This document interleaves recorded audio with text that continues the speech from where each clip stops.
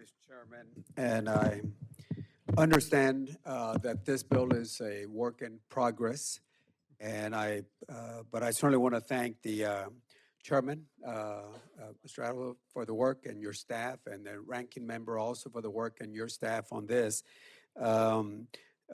There's additional work that needs to be done so we can continue, but we'll get to that at a later time. But I do want to highlight a couple of things that I think are very important and that I supported, are important to my area, and important to every part of this nation.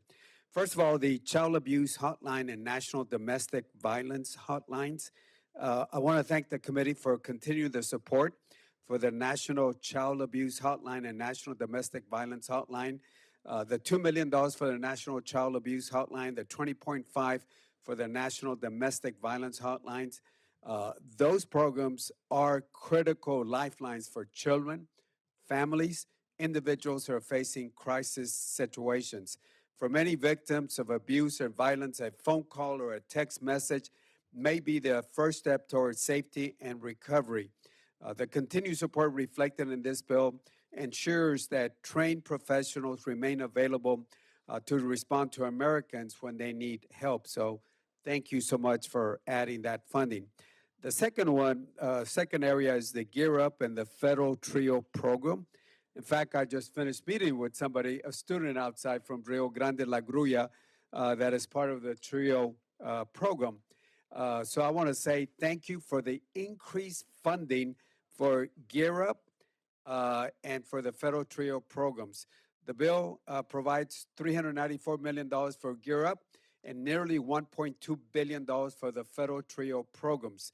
These programs have helped first-generation and low-income students prepare for and succeed in higher education.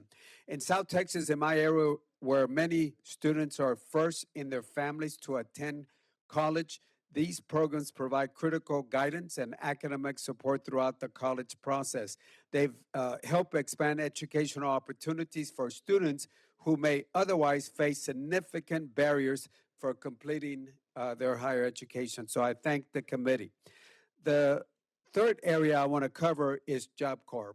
Look, I know we reduced funding. I know this is the beginning part. I look forward to working with the chairman and ranking members so we can get to where we need to get when it comes to Job Corps. The Job Corps provides young Americans with education, vocational training, workforce skills that lead directly to employment opportunities. It really provides a second opportunity for these kids. I've met kids in the San Marcos area, in the Laredo area. In fact, just recently in the Laredo, some of those students who have struggled to get the traditional education, and this provides a pathway toward economic independence. So again, I am concerned about the significant reduction in funding for Job Corps. I understand this is a process, and I look forward working with the chair and the ranking member so we can get to that proper place at a later time. With that, I yield back the balance of my time.